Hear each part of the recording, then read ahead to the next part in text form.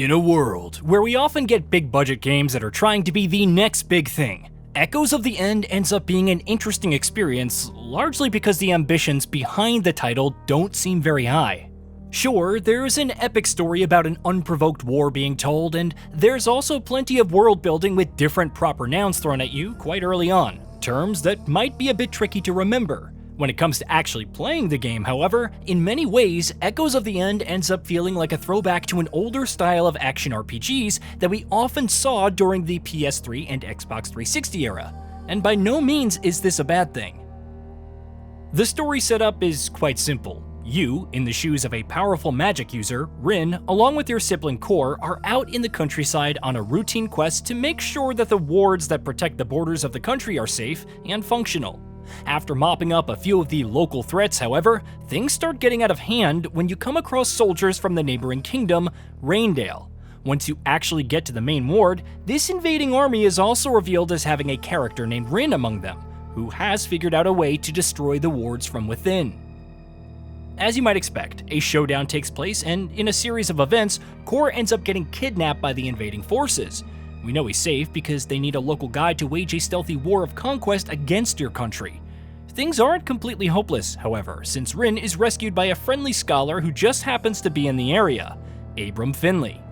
After discovering that Abram also happened to be an acquaintance of Rin's deceased father, the two then set off to try and warn the nearby militia camp of the incoming invasion before it's too late. As far as stories go, Echoes of the End doesn't really do anything mind-blowing.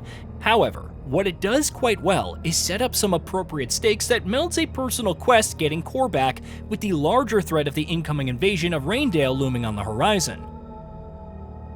Considering the character-focused nature of the game, it is worth noting that some of the most interesting writing in Echoes of the End comes from Rin's interactions with her traveling companions. You get a great look at the relationship that she has with Core in the early chapters of the game, as well as a decent idea of how the two got estranged, how their father treated both of them, and how Core's mother was a contentious person in their lives. While Rin comes off as a bit cold in the beginning, with acts like refusing to hold her brother's hands, reasons for this are quickly explored, and it largely just comes down to Rin's desire to protect her brother. Abram also acts as an excellent sounding board for Rin. Since he knew her late father, he tends to have some interesting insight into the man. At the same time, we get to see Rin warming up to Abram and seeing him as a friend in real time, thanks to both of them coming to terms with the horror of an invasion, making them realize exactly what's at stake. The character writing is pretty great, and while some characters might feel like they're one note, they start getting plenty of depth. The only downside here is that we don't get to see the antagonists as often as we should, and instead, we only really get to fight faceless and nameless soldiers. While the story might be a great setup, the gameplay feels like the glue holding everything together. The moment-to-moment gameplay feels like a pretty bog-standard take on a Souls-like action system that's been toned down quite a bit in terms of difficulty. You're often facing between 2 and 5 enemies in levels that feel like they were built for fights to break out, and you're also given plenty of tools to let you deal with them in smarter ways than just slowly drawing them closer one attack at a time. Abram also plays a vital role in the combat, since you can have him attack your target, stunning them for a short duration and leaving them open for a big attack or two. Abram will also occasionally help you out in fights by holding an enemy down, leaving them vulnerable for a quick kill. Much like Rin, Abram's abilities can also be upgraded through the skill tree, giving him access to more attacks and more varied ways of supporting you in battle.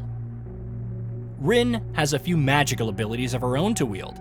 These largely revolve around gravitational forces. The most basic ability you start out with, for example, is Shift, which lets you pull or push enemies in specific directions.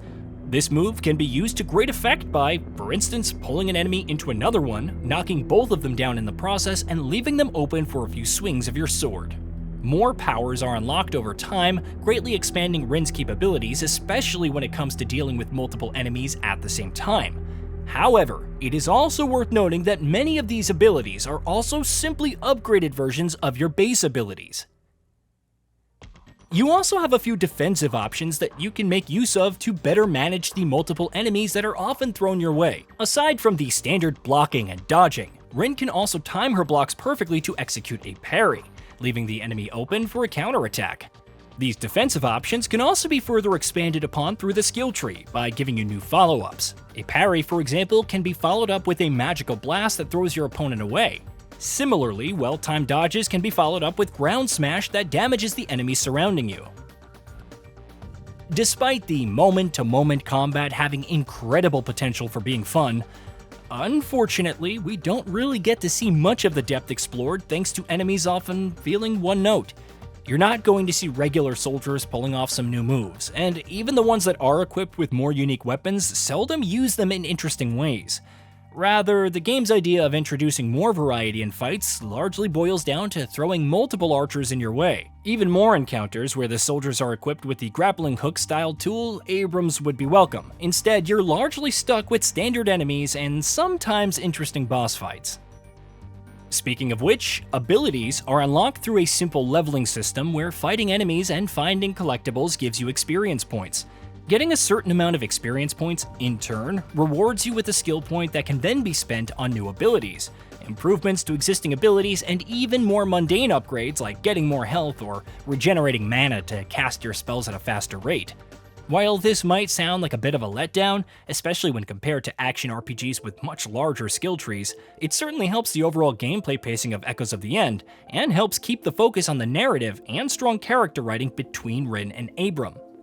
Rin's capabilities also play into things outside of combat. Enemy encounters in the game are often separated by various environmental puzzles that Rin and Abram must often work together to solve. Some of the game's design chops at developer Myrkur Games are clear on display with these puzzles, and how they're designed to gradually introduce new mechanics to the player before they're thrown into progressively more and more complex puzzles to solve, using a combination of platforming and making use of Rin's abilities to manipulate the environment. While there are a few places where you're going to get into back-to-back fights, the game also tends to give you plenty of breaks by introducing simple platforming challenges along the way, or even a puzzle that might involve manipulating series of bridges and pulleys. This also helps give Rin and Abram more time to talk, further diving into the strong character writing of the game. The overall gameplay structure of Echoes of the End harkens back to a much older era of gaming, where fights took place in specific arenas that were often separated with puzzles or platforming challenges. In many ways, the DNA of the design can go as far back as the PS2 era. However, Echoes of the End is a much more polished affair, and platforming isn't nearly as core of a gameplay mechanic for it as it used to be for action-adventure titles of the past. One of the key areas where Echoes of the End excels at is its visuals. It's a downright gorgeous game, and Myrkur definitely knows this since there are also plenty of scenic vistas peppered throughout the game to let you appreciate the landscape. Along with some of the more idyllic beauty captured by the title, there are also some solid depictions of more gruesome things, like a burning village or even a cavern that was thought to have been long abandoned but is currently occupied by a mythical creature that feasts on the dead. All of these visuals were also quite well optimized, and while I did see a couple of frame drops here and there, they largely disappeared once I was beyond the first chapter of the story. For context, I reviewed this game on a PC with an AMD Ryzen 7 7800X3D CPU, 32GB of RAM, and an AMD Radeon RX 7800XT GPU. Throughout my time with the game, with all of the visuals set to max and motion blur disabled, I was getting stable frame rates of between 80 and 90 FPS. The visuals pair excellently with the soundtrack, which tends to largely stay out of the way. While there are grand, sweeping orchestral tracks in the Echoes of the End, most of the time the music is just much more understated, with the game focusing more on providing a quiet atmosphere to match the idyllic mountain paths or the melancholy of the brutal sights of a village getting destroyed. Even in gameplay terms, the sound effects do a great job to depict the impact of Rin's swords, and even the force of her enemies getting flung into each other. Echoes of the End feels like a great first stab for a studio's debut outing. The story hints at grander things happening in the background while still keeping things relatively personal for protagonist Rin. And the gameplay is well paced, with epic fights punctuating environmental platforming and puzzle solving. Generally speaking, the title never really feels like it's overstaying its roughly 14 hours of runtime.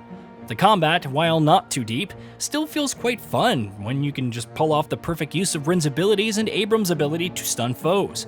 The quieter times afforded by the platforming and puzzle segments also help elevate the game's pacing quite well.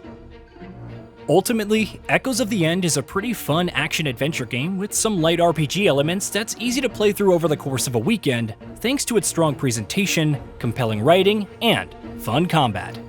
Hey, did you know that we at Gaming Bolt upload new videos every day? Stick around, drop a like, subscribe, and hit that bell. And let us know what kind of content you'd like to see in the future with a comment below.